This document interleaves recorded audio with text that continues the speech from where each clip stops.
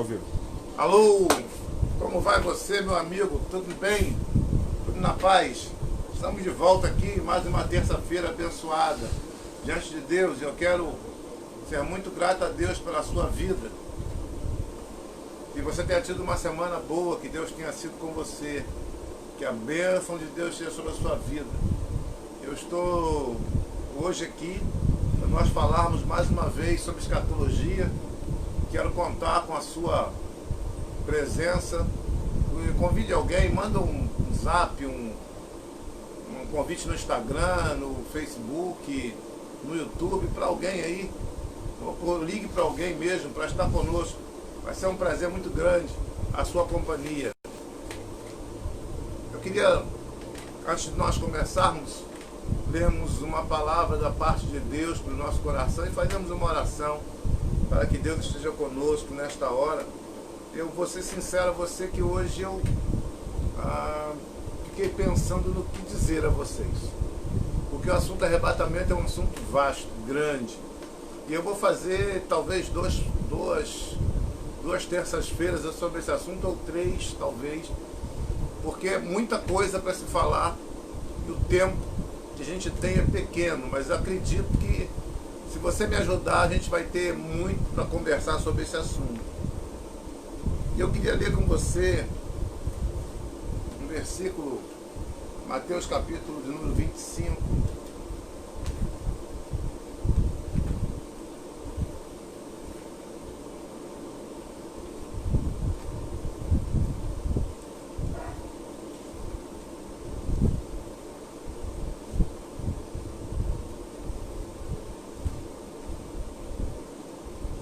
Versículo 31.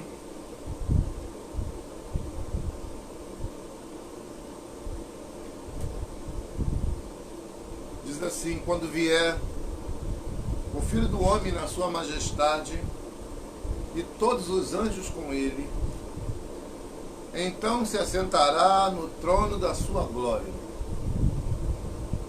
Quando vier o Filho do Homem na sua majestade e todos os anjos com ele, então se assentará no trono da sua glória.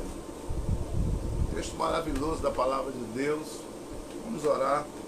Senhor nosso Deus, eterno, bendito e soberano Pai, te agradecemos, ó Deus, por esta tarde em que nós na tua presença podemos estar para compartilhar a tua palavra.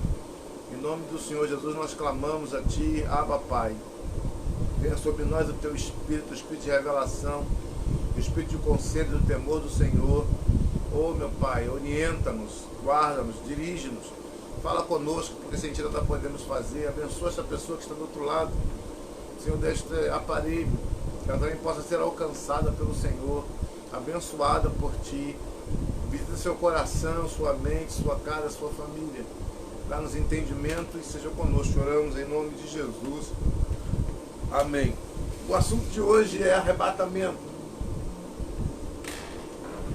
Arrebatamento é um assunto que chama muito a atenção da igreja, porque a igreja aguarda esse momento. E por que não dizer, é um momento de ansiedade da igreja. A igreja anseia por esse encontro. O penúltimo versículo de Apocalipse diz: Maranata, a hora vem, Senhor Jesus. Mas o assunto é pouco entendido, apesar de muito falado, é pouco entendido, porque faltam alguns elementos. Se a gente começar a entender lá a primeira live que nós fizemos a esse assunto, a esse respeito de escatologia, a gente vai ver que eu falei sobre três povos distintos que estão intimamente ligados com o propósito de Deus. E se eu ignorar isso, eu vou ter uma visão diferente da escatologia e, consequentemente, do arrebatamento. Por isso eu vou falar sobre 6 motivos pelos quais haverá o arrebatamento no dia de hoje. Pretendo falar sobre isso, se der tempo falo hoje, se não falo mais semana que vem e complemento com outro assunto da próxima semana. 6 motivos pelos quais haverá o arrebatamento. Vamos então dar uma olhada no que pensam os teólogos de uma maneira geral. Quais são as linhas, quais são as visões que existem sobre a escatologia e sobre o pensamento do arrebatamento. Existe a preterista, como o nome diz, pretérito, passado. Ela diz que tudo já aconteceu lá na época do Império Romano, tudo aquilo que está na profecia já aconteceu e não tem mais nada para acontecer. Pouca coisa tem para acontecer no dia de hoje. Diferentemente dela, nós temos a visão futurista, que diz que tudo vai acontecer num futuro distante, que não tem previsão ainda de acontecer. Então são duas correntes, uma contrária à outra. Nós temos a visão histórica. A histórica diz que as coisas vêm acontecendo ao longo do tempo, paulatinamente. Uma coisa vai acontecendo outra e vai chamando a atenção da gente. E a idealista, ela tem uma visão totalmente diferente, porque ela diz que tudo é simbólico. Tudo é simbólico, não vai haver nenhuma mudança, vai ter tudo igual. E a gente, baseado nessas definições vistas pelos teólogos, a gente tem a nossa própria visão. É que alguma coisa já aconteceu realmente no passado.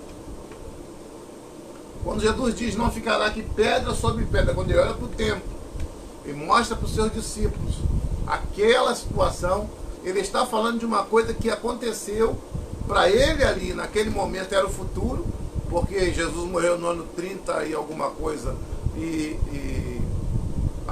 isso aconteceu no ano 70, ou seja, 40 anos depois de sua morte praticamente, então era futurista. Mas diz, não ficará aqui pedra sobre pedra que vão ser derribadas. Pois é, os soldados do general romano Tito, filho de Vespasiano, ele entra em Jerusalém e a ordem era para preservar o templo. O templo deveria ser preservado, mas as colunas, mas as portas, mas as pedras havia tanto ouro e eles tacaram tanto fogo na cidade que, em busca daquele ouro que estava derretendo e se enfiando no meio das pedras, os soldados derrubaram o templo, cumprindo assim a profecia de Jesus. Deixa eu dizer uma coisa para você. A palavra de Deus se cumpre, mesmo que os generais deem ordem de que isso não vai acontecer. Pode lembrar-se, então, não ficará pedra sobre pedra que não seja derribada, e foi isso exatamente que aconteceu. As pedras foram todas derrubadas, queimadas a fogo. Por quê? Porque, apesar da ordem do general, o ouro falou mais forte ao coração dos soldados. Eles foram atrás do ouro e por isso você vai observar que se cumpriu aquela palavra de não haverá pedra sobre pedra que não seja derribada. Existem outros simbolismos daquele episódio, mas a princípio é um cumprimento literal da palavra de Jesus. Então a gente vai entender que arrebatamento ele tem muito a ver com as coisas que estão para acontecer no futuro. Por exemplo, dependendo da sua visão do que é a tribulação, você vai dizer para mim que o arrebatamento é uma coisa sem sentido, que não vai acontecer. Porque algumas pessoas acham que a igreja vai passar pela tribulação porque a tribulação é a ira do diabo. Essa é uma das visões. Outras dizem que o diabo, que a tribulação, que a igreja não vai passar pela tribulação porque é a ira de Deus. E a gente precisa estudar a Bíblia para saber o que realmente é. Porque se for a ira do diabo, a igreja pode passar. Mas se for a ira de Deus, a igreja não vai passar. Por quê? Porque nenhuma condenação há para os que estão em Cristo Jesus, que não andam segundo a carne, mas segundo o Espírito. Então, automaticamente, a gente vai entender que, dependendo da visão que você tenha, você vai ter uma ideia de arrebatamento.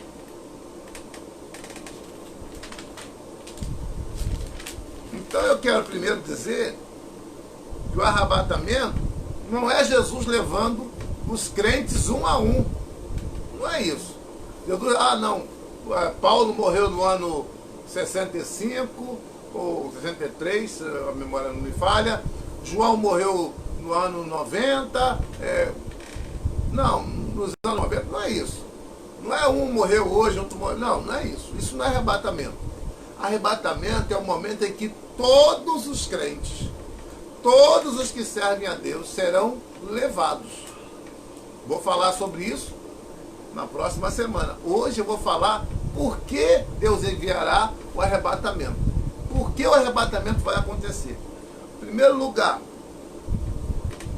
o arrebatamento é uma mudança de domicílio para a igreja.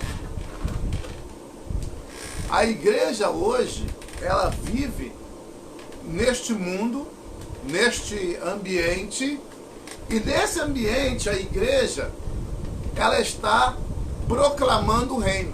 Mas se você lembrar de 2 Coríntios 5, 20, se a memória não me falha, onde o apóstolo Paulo diz que nós somos embaixadores. O que é ser um embaixador?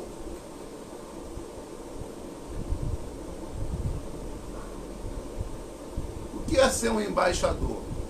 Deixa eu achar aqui, se eu confirmar para vocês se é 2 Coríntios 5, 20. De sorte que somos embaixadores da parte de Cristo, como se Deus por nós rogasse. Rogamos-vos, pois, da parte de Cristo, que vos reconcilieis com Deus. O que é ser um embaixador?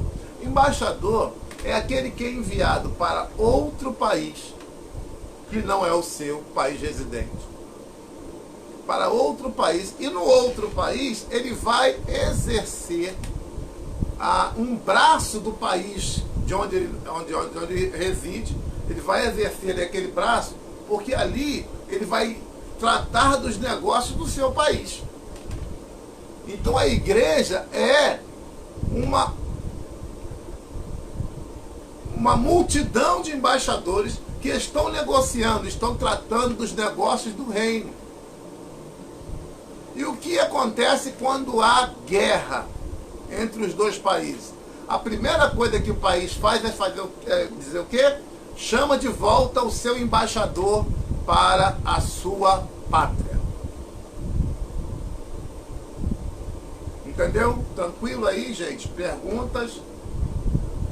Alguma pergunta? Então nós precisamos entender, em primeiro lugar, nós somos embaixadores. A nossa pátria não é aqui. A pátria da igreja não é a terra. Pensa bem nisso.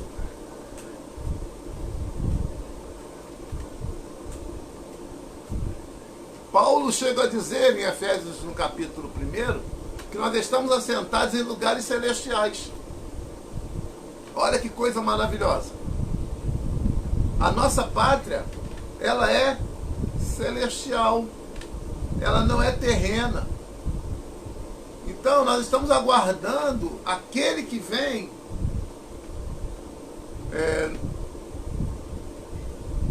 aquele que vem nos buscar. Aquele que vem buscar a sua igreja. Nós somos a igreja, nós somos os embaixadores. 2 Timóteo capítulo 4, versículo 18, o apóstolo Paulo diz assim: e o Senhor me livrará de toda a má obra, e guardar-me-á para o seu reino celestial, a quem seja glória para todo sempre. Há vários versículos, eu não vou poder ficar falando versículo por versículo. Eu tenho na minha Bíblia aqui, eu boto a pesquisa aqui, aparece um monte. Mas eu não posso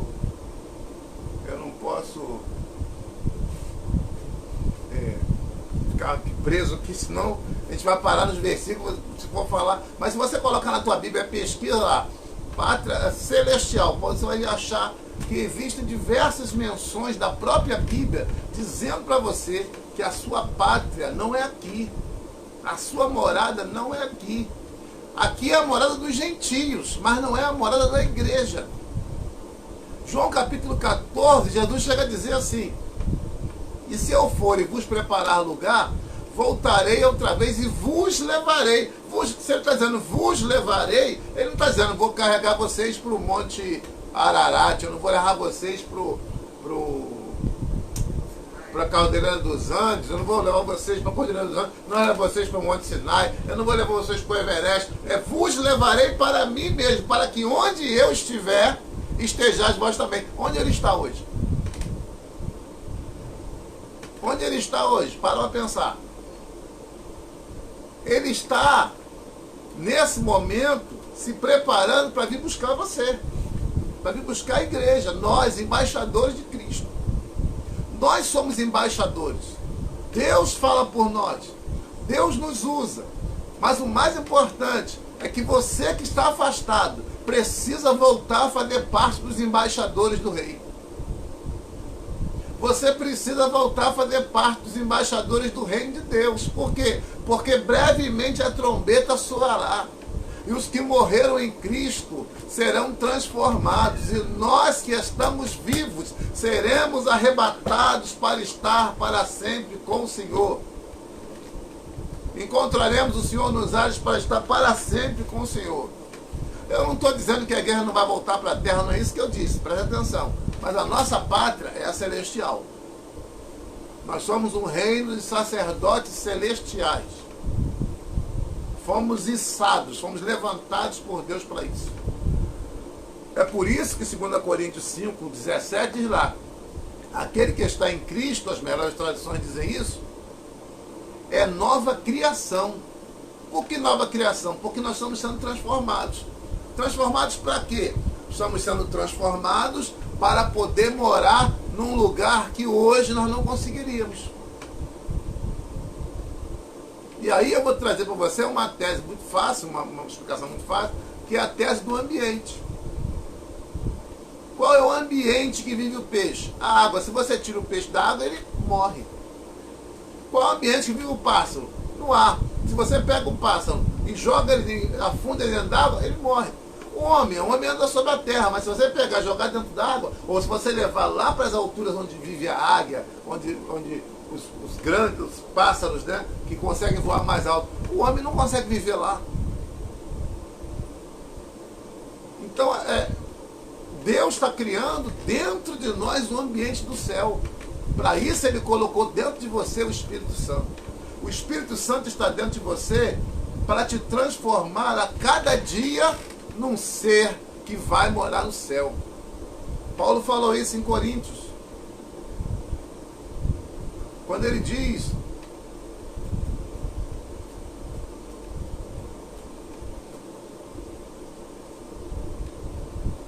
deixa eu achar aqui agora. 2 Coríntios 3,18. Mas todos nós com o rosto descoberto, refletindo como um espelho a glória do Senhor, somos transformados de glória em glória, na mesma imagem como pelo Espírito do Senhor. O Espírito de Deus está transformando a gente de dentro para fora. Para quê? Para que a gente possa, naquele dia da transformação total, que vai ser uma transformação, não é a final, mas é total, porque o nosso corpo vai ser todo coberto, como eu falei na semana passada, da imortalidade. Depois vem o galardão, que aí é outro dia que a gente vai falar sobre isso. Mas a gente vai ser transformado para poder morar no céu. Nossa morada, a Nova Jerusalém, nossa morada. É claro que, como eu disse a vocês, a gente vai ser espalhado pelo universo. Mas isso é outra, bem lá para frente, para não confundir a tua cabeça agora. A segunda razão pela qual haverá arrebatamento.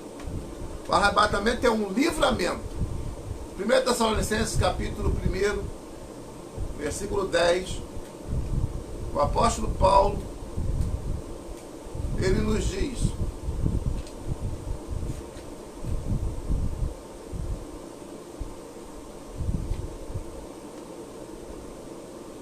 nove e 10, né?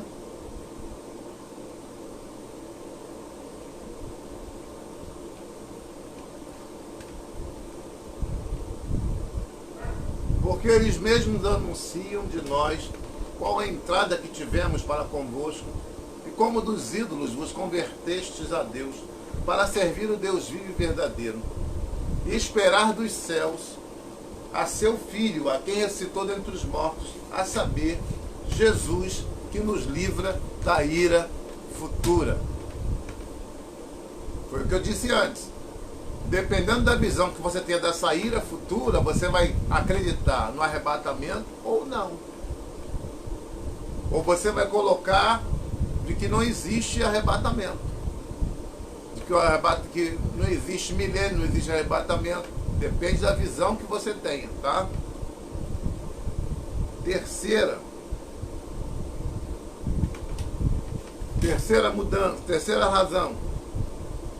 A mudança do ministério do Espírito Santo. Eu vou me demorar um pouquinho nessa parte aqui, porque eu acho essa parte muito interessante. Na segunda epístola de Paulo aos Tessalonicenses,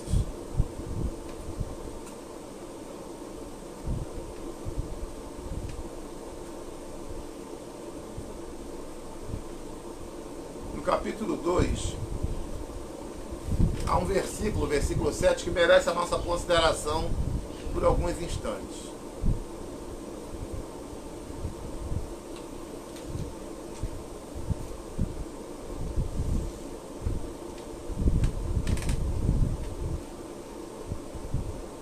Versículo 6 e 7.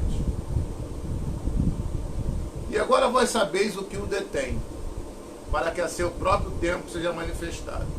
Porque já o mistério da injustiça opera, somente há um que agora resiste até que do meio seja tirado.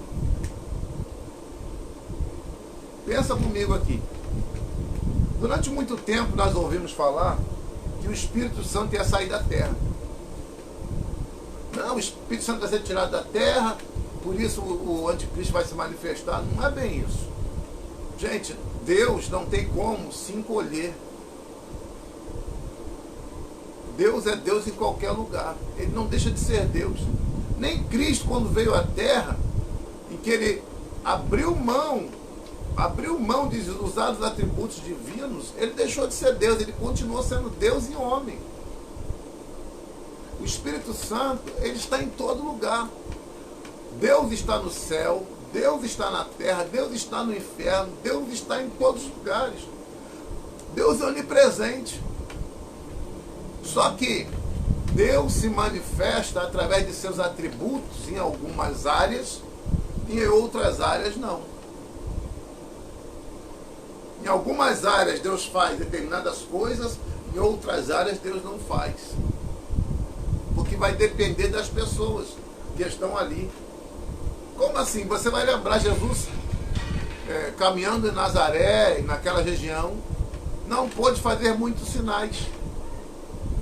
Por quê? Porque eles não acreditavam, eles não queriam Jesus lá, eles não aceitaram aquilo. Isso está na Bíblia, não sou eu que estou inventando, está na Bíblia. Se você ler a Bíblia, você vai ver. Só que vai haver um dia em que esses que rejeitam a Deus vão ser entregues à sua própria sorte. Eu queria que você colocasse aí nos comentários, você que está me ouvindo, o Espírito Santo tem João capítulo 16. O Espírito Santo tem alguns ministérios. Eu queria que você colocasse aí na tua Bíblia. Aí abre a tua Bíblia em João capítulo 16.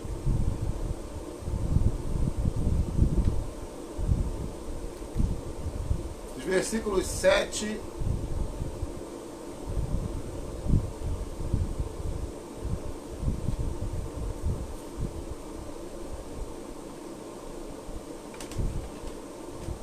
Primeira coisa que está escrito aqui, vamos lá. Todavia digo-vos a verdade, que vos convém que eu vá. Porque se eu não for, o Consolador não virá a vós.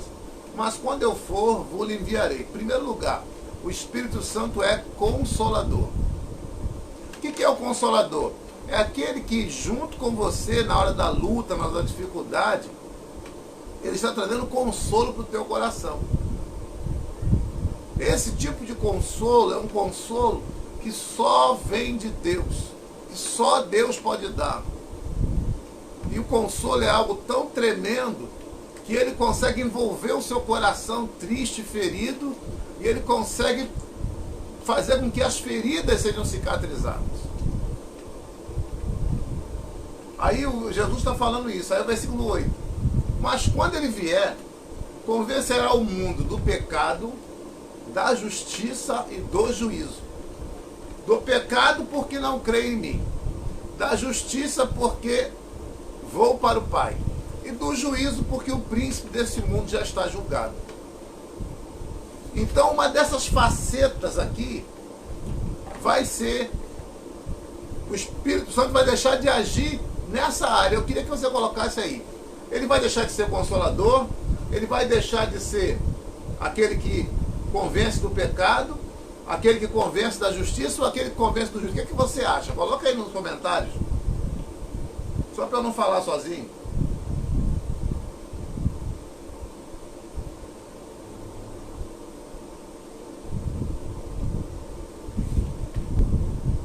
Vamos, gente, coloca aí.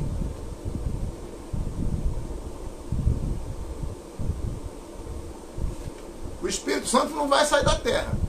Ele vai continuar na terra. Mas qual é o ministério que o Espírito Santo... Que, ó, o ministério do Espírito Santo hoje intercede por nós, Romanos capítulo 8, versículo 26. O Espírito intercede por nós com gemidos inexprimíveis. O Espírito é consolador, João 16, versículo 7 e 8 que nós lemos. O Espírito Santo, ele é consolador. O Espírito Santo, ele é aquele que exerce o juízo, porque ele convence o mundo do pecado, da justiça e do juízo. Juízo é aquele julgamento do diabo. O príncipe do mundo já está julgado, ele já está condenado, ele já foi julgado. Mas pensa bem, o Espírito Santo não vai sair da terra. Ele não vai abandonar essa terra, não, meu amigo. Meu irmão, ele não vai. Muita gente prega dizendo que o Espírito vai sair. Ele não vai sair, ele é Deus. Ele é onipresente. Mas aqui ele vai começar a exercer outro ministério. Esse ministério que a gente está falando agora é que eu quero saber de você. O que você acha? Qual é o ministério? João 16, versículos 7 a 11.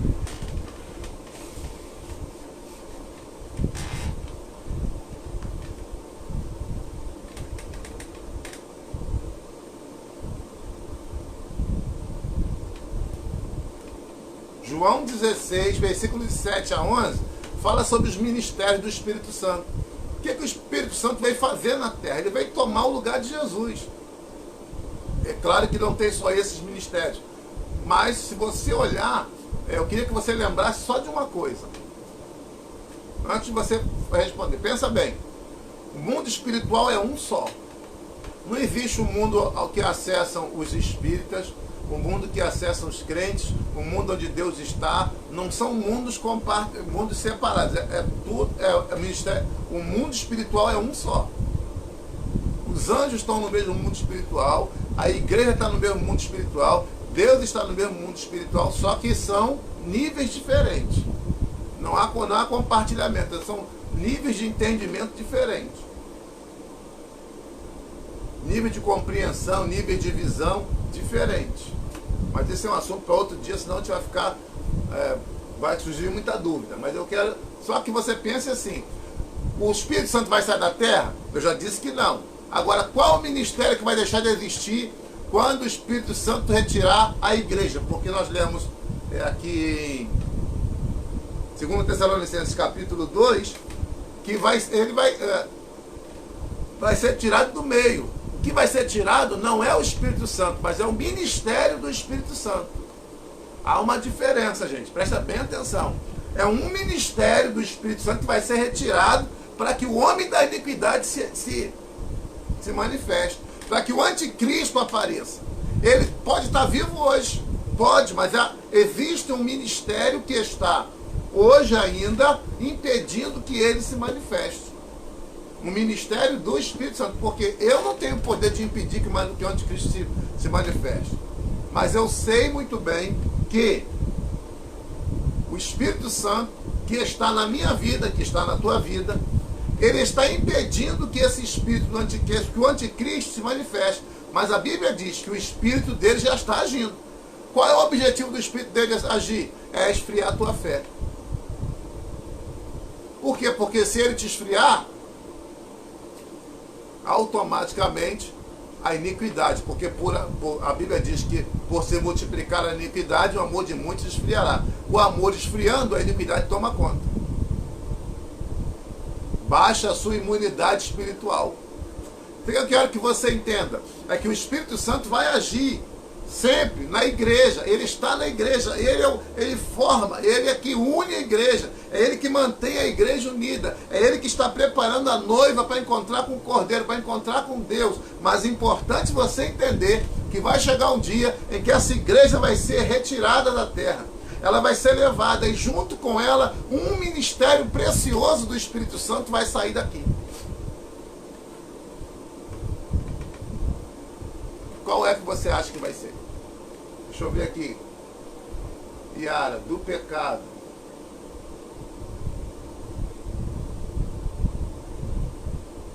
Vamos lá. Quem mais? Ninguém mais? Luísa botou aí, pois se achamos que não temos pecado. Oi?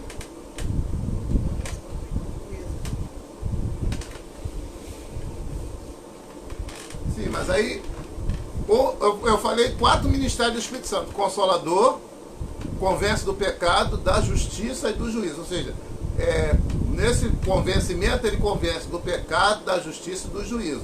Do pecado porque não crê em mim, da justiça porque eu vou para o meu Pai, e do juízo porque o príncipe desse mundo está julgado. Veja bem, do pecado, porque do pecado fala dos homens, do ser humano. E o Espírito Santo vai continuar aqui falando com o ser humano, vai continuar falando com o ser humano. Consolador, ele vai continuar agindo na mente daqueles que servem a Deus, para que eles consigam ficar firmes, mesmo aqueles que não subiram no arrebatamento, mas se arrependeram depois. Já dei a dica de que vai ter salvação depois do arrebatamento. Aí, tá vendo?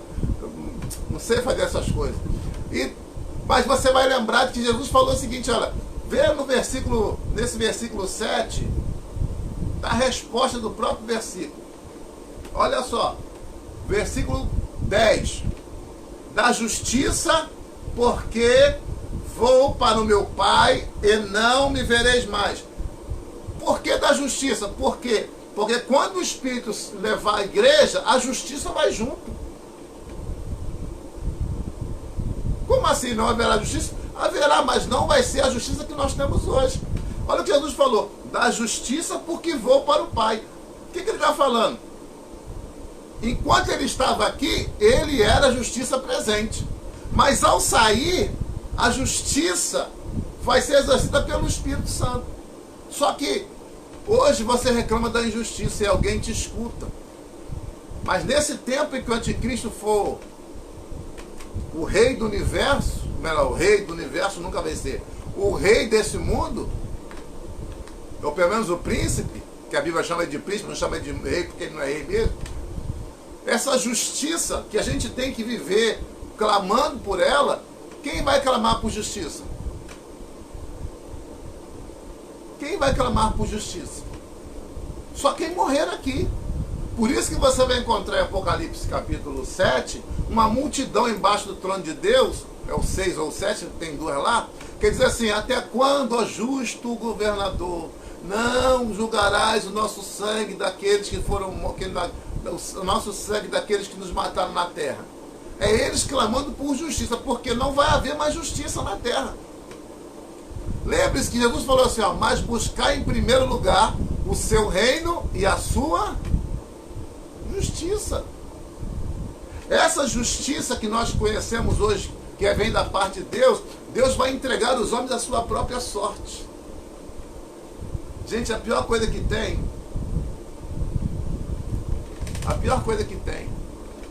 é um homem entregue à sua própria sorte. É a pior coisa que existe.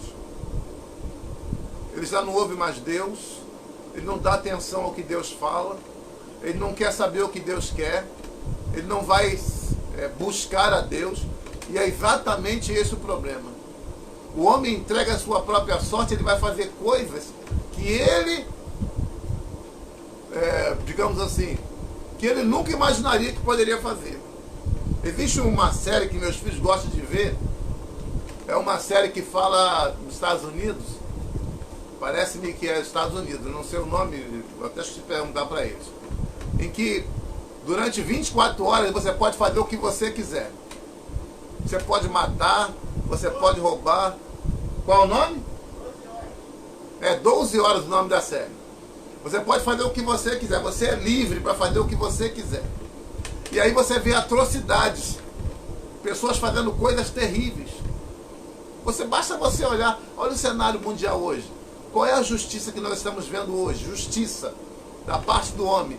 A Bíblia diz que a justiça do homem é como trapo de imundícia. Agora imagine quando o próprio Deus tirar a sua justiça, reter a sua justiça e deixar o homem entregue à sua própria sorte.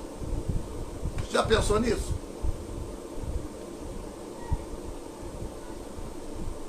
Diga aí se você entendeu. Se você não entendeu, coloca aí também que eu vou explicar melhor. Que eu estou andando rápido cada hora, mas eu paro para te atender. Outra coisa. Então vamos lá. Esse Espírito Santo, que é o único ser capaz de deter o Espírito, porque o Espírito Santo te guia a toda a verdade, ele vai deixar, e ele guia para a verdade por quê? Porque a justiça, ela é equidade. Esse Espírito Santo, ele vai tirar essa justiça. Então a operação do erro vai disseminar o mundo inteiro. Gente, se hoje nós já temos a operação do erro em diversos lugares, até em igrejas. Pensa bem comigo. Olha para Apocalipse, capítulo 2. Abre a sua Bíblia aí, Apocalipse, capítulo 2.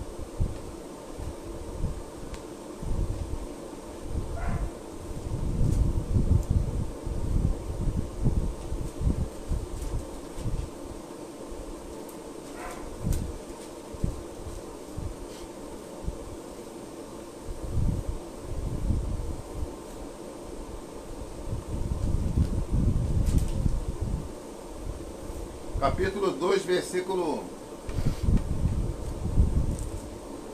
20. Olha a igreja de Tiatira. Olha a igreja de Tiatira. Isso é no primeiro século, lá no tempo do apóstolo João, gente. Olha isso aqui. Tenho, porém, contra ti o tolerares que essa mulher, Jezabel, que a si mesma se declara profetiza, não somente ensine, mas ainda seduz os meus servos a praticarem a prostituição e a comerem coisas sacrificadas aos ídolos. Dei-lhe tempo para que se arrependesse, ela todavia não quer arrepender-se da sua prostituição. Eis que a prostituicam bem como em grande tribulação. E os que com ela adulteram, caso não se arrependam das obras que ela incita, matarei os seus filhos e todas as igrejas conhecerão que eu sou aquele que sonda mentes e coração. No primeiro século, essa mulher chamada Jezabel tinha discípulos dentro da igreja. Ela ensinava dentro da igreja. Ela era uma mecha, profetiza dentro da igreja. Preste atenção. Se você olhar no capítulo 2, primeiro versículo, os dois primeiros versículos, diz lá que Deus está falando para a igreja de Éfeso que o amor que o amor deles havia esfriado, que eles haviam colocado à prova aqueles que se diziam apóstolos e que não eram.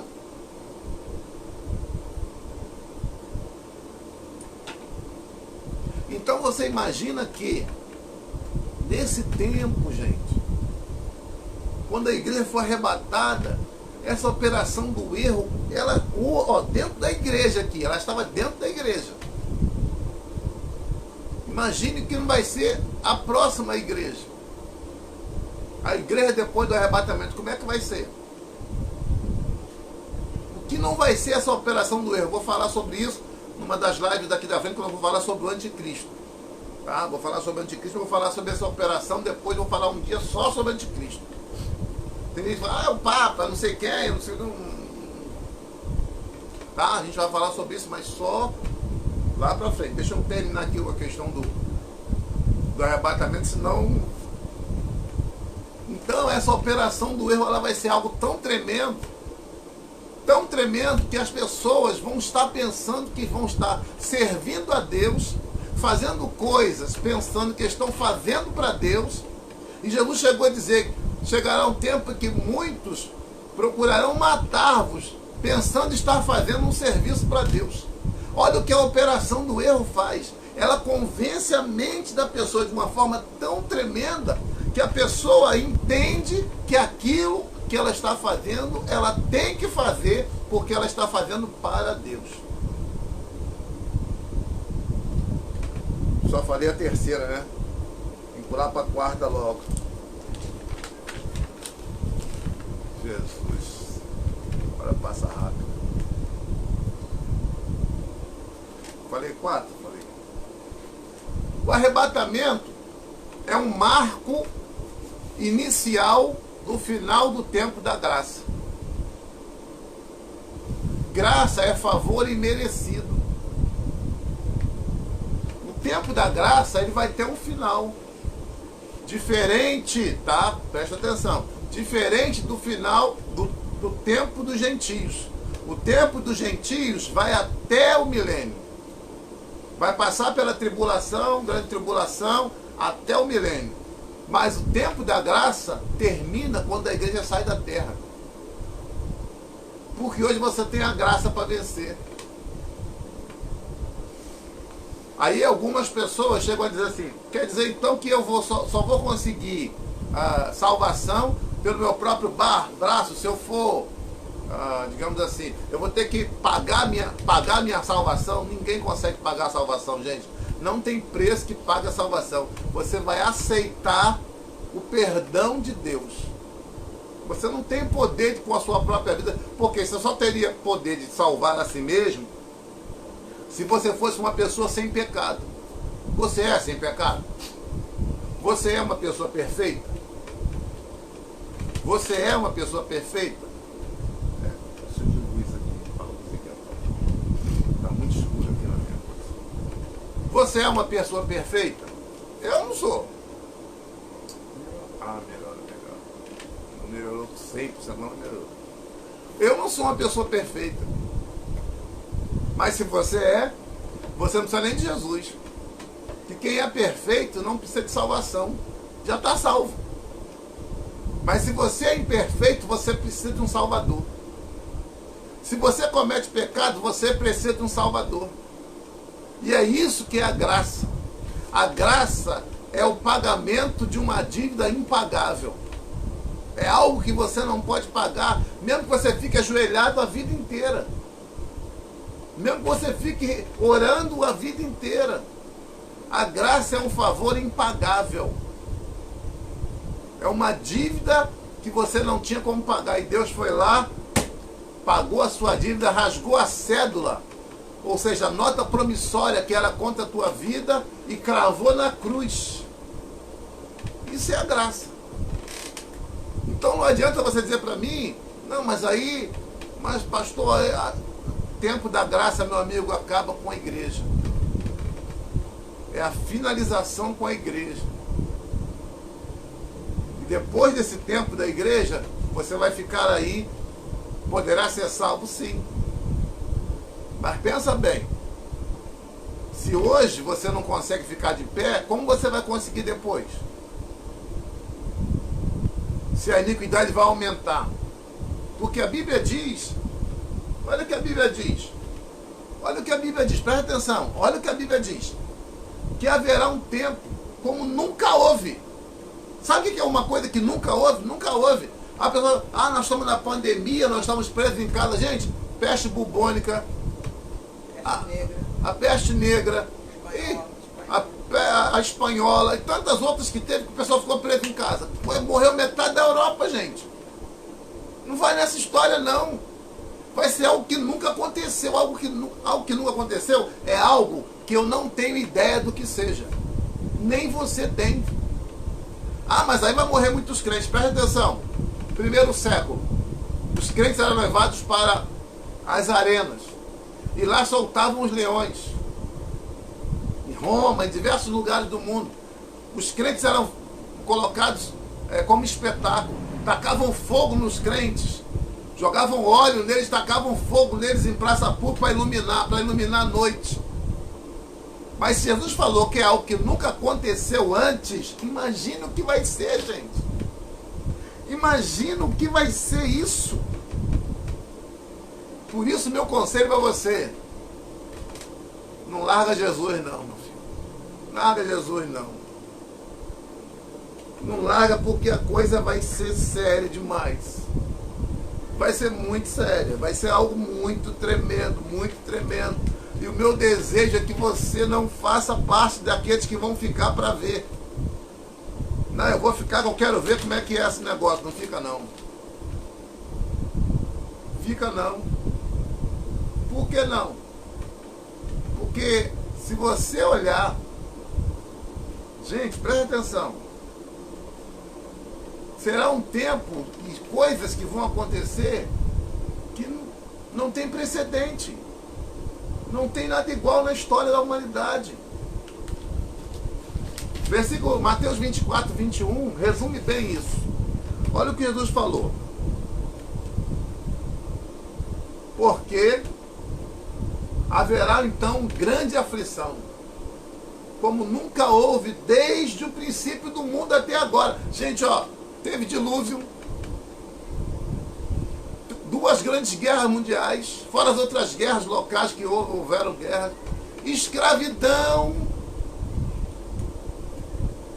as pestes que tomaram o mundo, as injustiças através da Inquisição e tantas outras, Holocausto através dos alemães. Pensa bem, Jesus está falando aqui que é um tempo de aflição como nunca houve desde o princípio do mundo. Ou seja, pensa em Abel, que morreu lá através de Caim. Agora você imagine o que vai ser a grande tribulação. Imagine o que vai ser a grande tribulação. Hoje nós temos pessoas gritando por causa da injustiça. Estou sofrendo injustiça, estou sendo injustiçado, isso, aquilo. Tá, tudo bem. Mas na grande tribulação não haverá justiça. Gente, basta você pensar. Pensa nos juízes desse mundo. Pensa nos juízes. Hoje você entra com um processo para resolver tua causa. Você entra com um processo, fica lá um tempo, você ganha a causa, muitas das vezes você perde, muitas vezes você é injustiçado. Mas ainda existe justiça. Agora imagine quanto a justiça de Deus sair da terra. Pensa nos juízes iníquos, gente sem Deus julgando a tua causa. Você acha que você vai ganhar alguma coisa? Nós temos visto aí, gente, tá mais do que claro, temos visto pessoas que venderam sentenças aí, foram condenadas judicialmente, venderam sentenças, ou seja, pagaram para que eles fizessem a sentença contrária a essa ou aquela pessoa. Agora você imagine sem a justiça de Deus na terra. O que vai acontecer? Já parou para pensar nisso? Me abandona não, fica aí. Fica aí. Eu queria saber, eu queria que você colocasse aí no Facebook aí, se você vai estar aqui para ver isso. Eu vou ficar porque eu vou fazer a reportagem, eu vou escrever um livro sobre isso. Vou ficar aqui na terra, vou escrever um livro sobre isso. Você vai ficar aqui? Porque se você não for no arrebatamento, você vai ficar aqui. Você vai poder ser uma jornalista. Vai poder escrever um livro. Aí, Dilma, vai poder escrever um livro sobre isso. Imagina escrever um livro. Eu vou escrever um livro sobre as ações do anticristo, sobre a justiça que ficou na terra, como a justiça ficou. Imagina isso. Você quer isso? Eu não quero. Eu não quero nem saber. Eu quero ir com Jesus. Jesus, quando a trombeta soar, eu quero ouvir a trombeta. Se eu estiver morto, eu quero ouvir a trombeta lá na terra. Meu corpo vai se levantar da terra, meu espírito já vem, entra no meu corpo, eu encontro com o Senhor nos ares, transformado para a glória de Deus. Quem vai ficar aí, gente? Eu queria saber se alguém deseja ficar.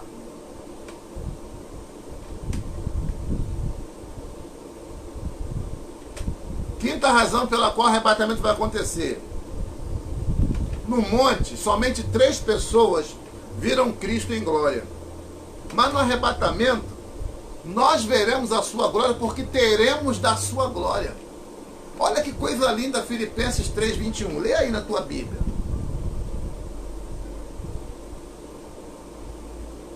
Filipenses 3:21. Ninguém está querendo ficar não, Dilma. Vai ganhar muito dinheiro quem ficar aqui para fazer livro, hein?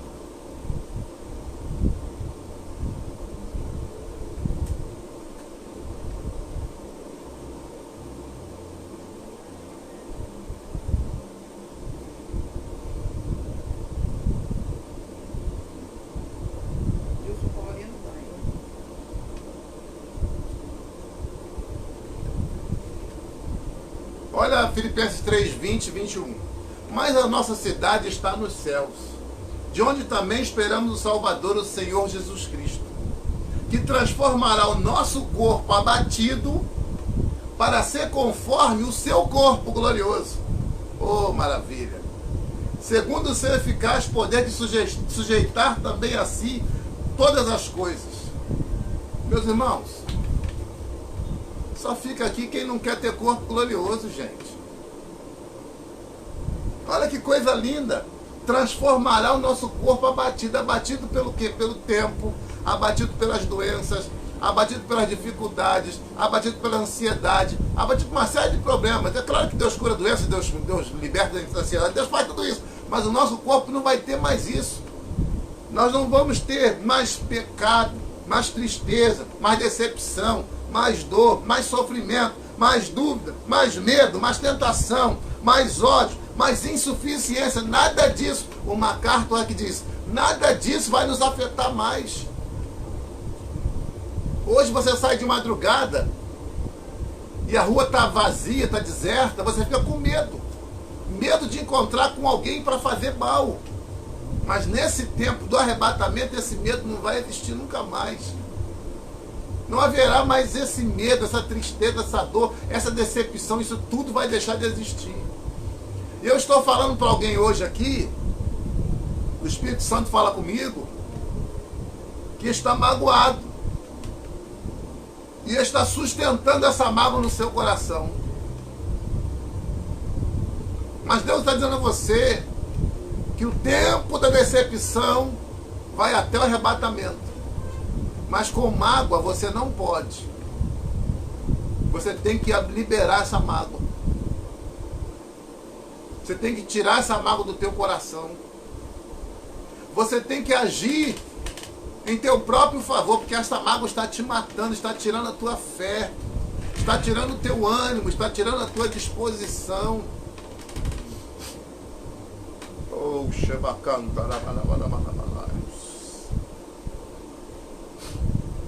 Deus está te convidando a perdoar, a liberar o perdão, a abandonar essa causa, essa decepção que você está com ela no teu coração e permitir que a justiça de Deus aconteça.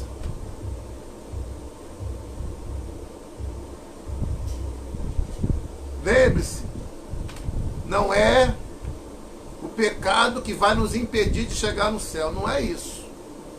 Quer dizer que eu posso pecar à vontade? Não, não é isso que eu estou dizendo. O que eu estou dizendo é, não é o pecado que vai te impedir de chegar no céu, mas é não aceitar o perdão da cruz do Calvário para você vai te impedir de chegar no céu. E quando você guarda a mágoa, você está dizendo para Deus que Ele não é justo, que Ele não retribui com justiça, que Ele é injusto no julgamento que Ele faz, e de que Ele não é capaz de dosar bem aquilo que você precisa. Porque decepção todos nós vivemos. E Deus te convida a abandonar essa mágoa, essa decepção, essa tristeza. E se liberar disso. Se libera disso. Se liberta disso.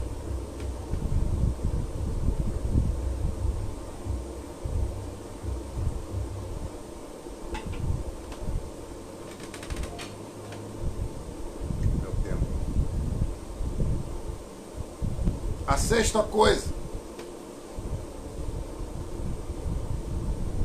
Sexta razão pela qual haverá o arrebatamento.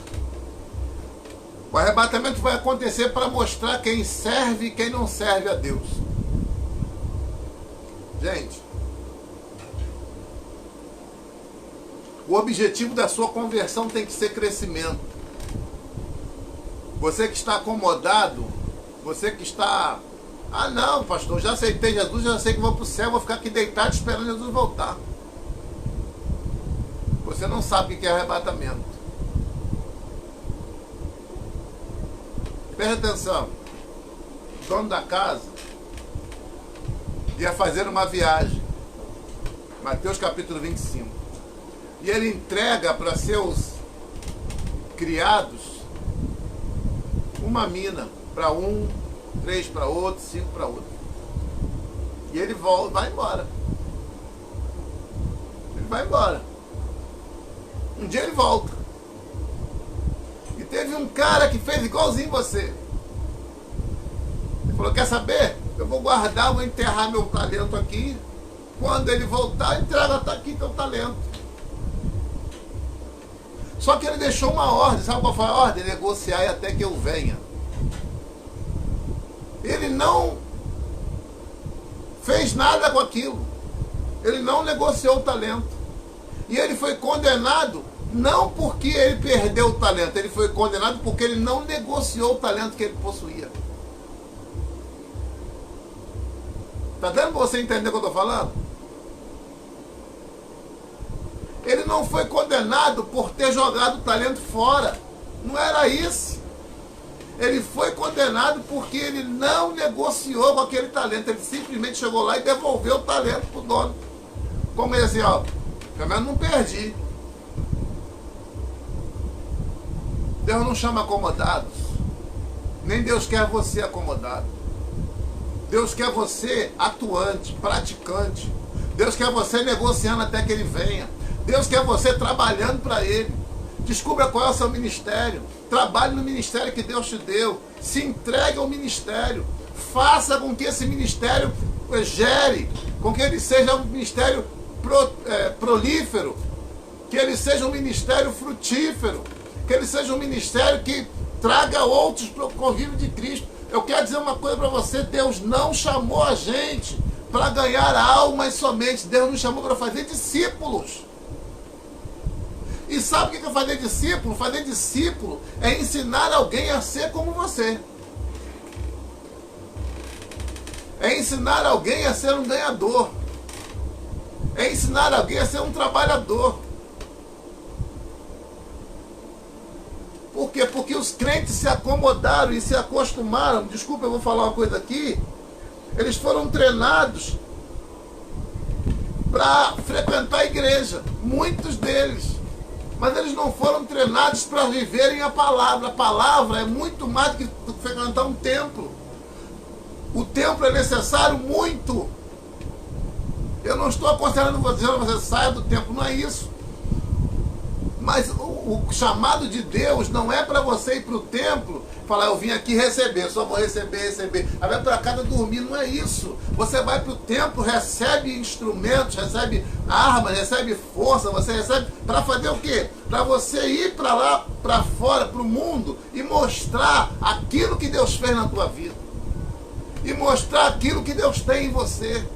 Através de quê? Pregando, nem sempre, irmãos. A gente prega falando, a gente prega com a nossa vida, com a nossa experiência, com o nosso trabalho, com o zelo, com a nossa eficiência. A gente mostra para o mundo que existe um Deus zeloso dentro de nós, de tal maneira que aquilo que a gente faz influencia as pessoas à volta. E as pessoas me perguntam, qual é o segredo que você faz? É porque eu faço como se fosse para o Senhor. E isso influencia as pessoas.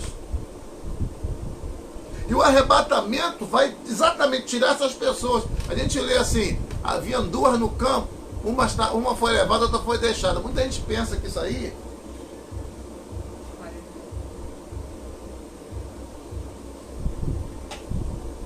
é por causa da...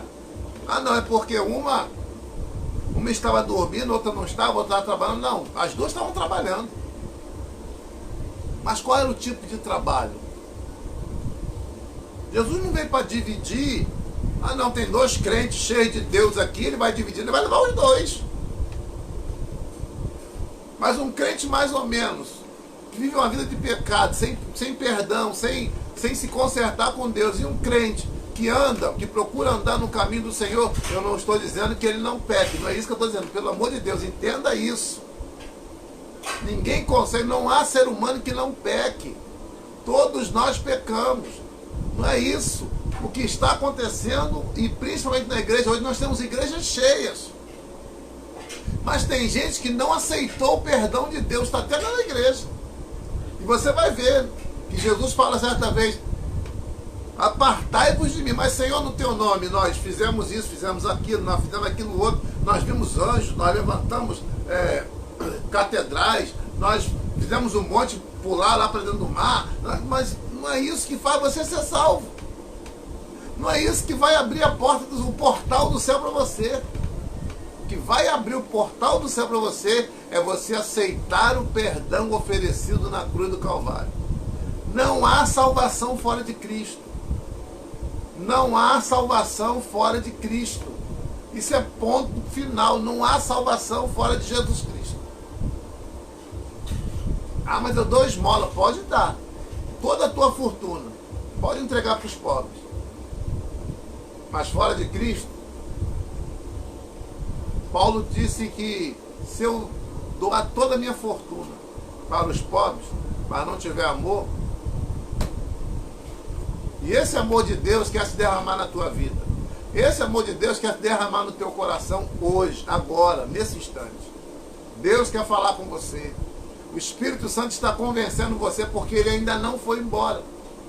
O Espírito Santo não sai da terra, mas a justiça de Deus sai. E ele vai continuar falando com os homens, convencendo os homens do pecado, mas esses homens, eles não vão dar glória a Deus. Eles não vão aceitar o perdão, consciência cauterizada, fechada para as coisas de Deus.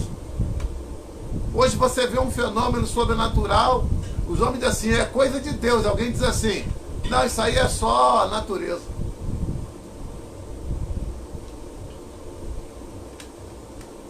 Mas eu queria muito, muito que você hoje entregasse seu caminho a Jesus. Minha hora já foi embora. O tempo passa muito depressa aqui. Gente, o tempo passou rápido, nem percebi, já são 4h05. Vou terminar aqui. O objetivo, vou pedir dar um texto para você ler, lê aí na tua casa, não precisa ler agora, anota aí. 2 Pedro 3,18, 1 João 2,6, que fala sobre nós sermos semelhantes a Cristo, nosso corpo ser igual ao de Cristo. Leia isso na sua casa aí. Agora o comando de Jesus é um só, é duplo. Renuncie a si mesmo e siga. Paulo disse, sede meus imitadores como eu sou de Cristo. É seguir a Cristo. É esse o caminho. Está em Lucas 9:23. Renuncie a si mesmo e siga. E o resto, Deus cuida. Diferente de hoje, de muitas igrejas hoje, onde o narcisismo impera. O narcisismo é hedonista. O narcisismo é aquele que olha só para ele. É o egoísta de plantão.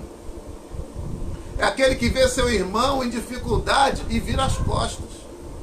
É aquele que vê o irmão no problema e abandona. Ah, não quero ter problema não, então vou virar minhas costas e deixa para lá. Faz como que não vi. Gente, não foi para isso que Deus te chamou. Realinhe o seu pensamento com o pensamento de Deus. Realinhe o seu caminho com o caminho de Deus. Realinhe a tua vida com a vida de Deus, com aquilo que Deus tem com você. Realinhe a tua vida com a palavra de Deus. Porque se você não fizer isso, o arrebatamento vai te pegar de surpresa.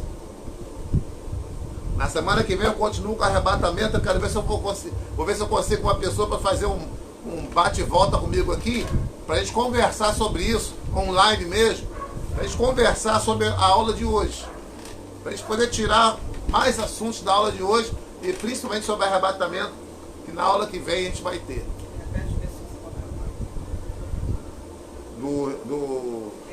Renúncia.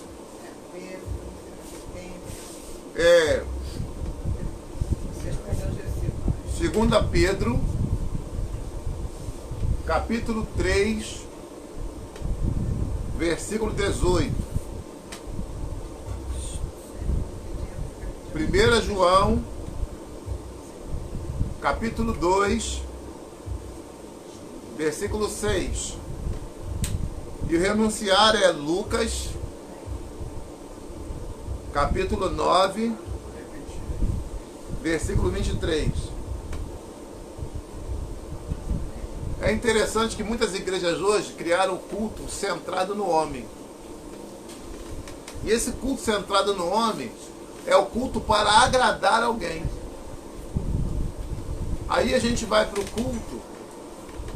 culto, a pregação é só de elogio para aquela pessoa. Não que aquela pessoa não mereça reconhecimento, entenda bem, não é isso não, gente, entenda bem. Não que aquela pessoa não mereça reconhecimento, ela merece reconhecimento. E eu gostaria muito que você entendesse que reconhecimento se dá para a pessoa enquanto ela está viva. Quando ela morre, deixou de ter necessidade, que ela não está vendo.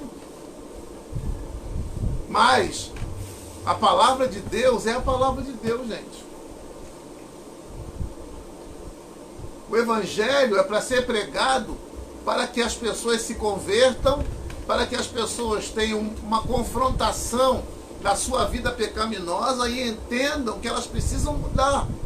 O Evangelho é pregação para transformação de vida.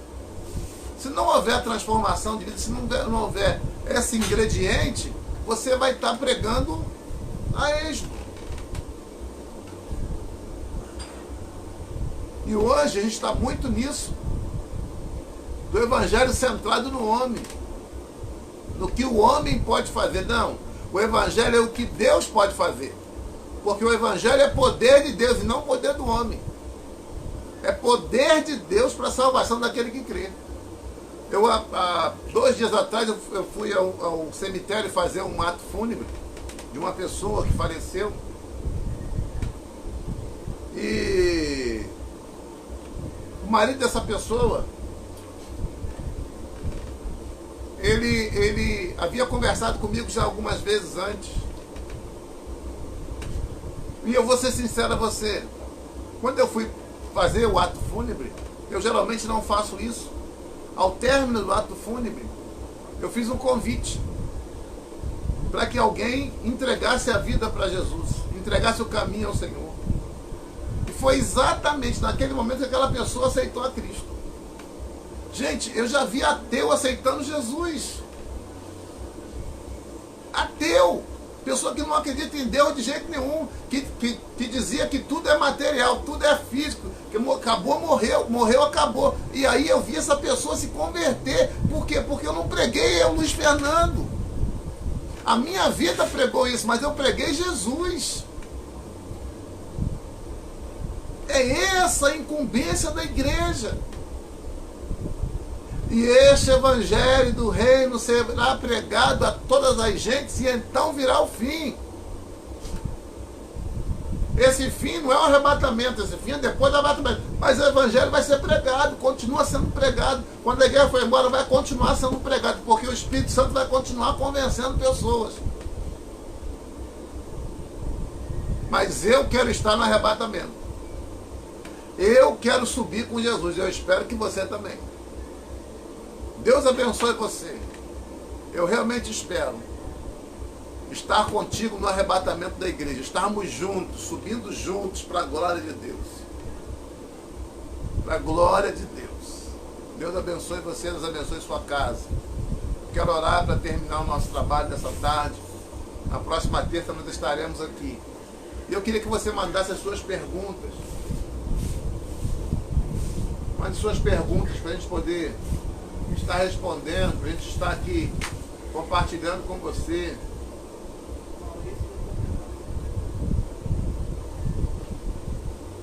Faltou alguma coisa aí, gente? Faltou algum versículo?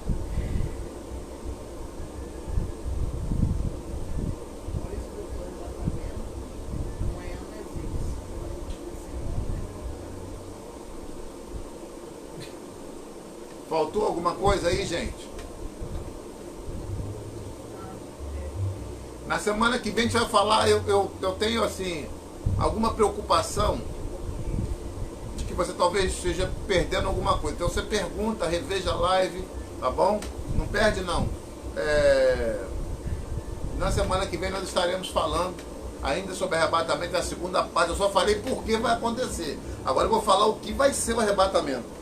A princípio eu estou querendo ver se eu consigo, aí estou tentando ver se eu consigo convencer algumas pessoas para estarem comigo ao vivo aqui, para a gente poder compartilhar esse momento, que eu sei que vão surgir algumas dúvidas que talvez a pessoa possa trazer no momento para a gente poder, nesse bate-papo, resolver. Tá bom? Eu queria muito, muito mesmo que a gente conseguisse alguém ou mais duas pessoas para a gente poder conversar sobre isso na próxima semana. Vou estar orando agora com você, tá bom? Te liberando. Obrigado pela sua presença, obrigado pela sua atenção. Convide alguém para a semana que vem. Eu tenho certeza que vai ser bênção para mim e para você também. Senhor nosso Deus, eterno e bendito, soberano Pai, te agradeço por esse momento em que nós estamos aqui, Senhor, diante de Ti. Eu te agradeço por cada pessoa que está do outro lado deste aparelho. Traz uma visitação especial à sua casa, à sua família. Senhor, convence do pecado, porque nós somos, ó Deus, pecadores diante de Ti. Mas, ó Deus, quando Tu nos convences, nos arrependemos e recebemos a Tua graça, que é a graça infinita que vem da Tua parte. Pedimos, Senhor, que a Tua bênção esteja sobre cada um de nós. Estamos dando por encerrado este trabalho desta tarde. Ó Deus, abençoa todos que estão ao alcance da nossa voz, aqueles que viram ao vivo, aqueles que vão ver mais à frente. Toma-nos nas Tuas mãos. Meu Deus, eu abençoo cada vida, cada coração nessa hora, em nome de Jesus. Amém. Antes da bênção, eu quero dizer uma coisa. Na próxima semana eu vou fazer um sorteio de uma apostila que eu tenho. Eu tenho uma apostila sobre as 7 igrejas da Ásia. E eu vou fazer um sorteio, vou te mandar online, é claro, essa apostila. Daquele que for sorteado, que estiver ao vivo aqui, não dá para fazer depois. Quem estiver ao vivo vai receber online no seu e-mail uma apostila que eu tenho a respeito das 7 igrejas da Ásia. Eu estou escrevendo, estou fazendo um comentário ainda da Bíblia, então é muita coisa, mas eu tenho essa apostila já pronta. Eu vou enviar para você no sorteio da próxima terça-feira. No final aqui, me lembrem, que eu posso esquecer, me lembrem, tá bom?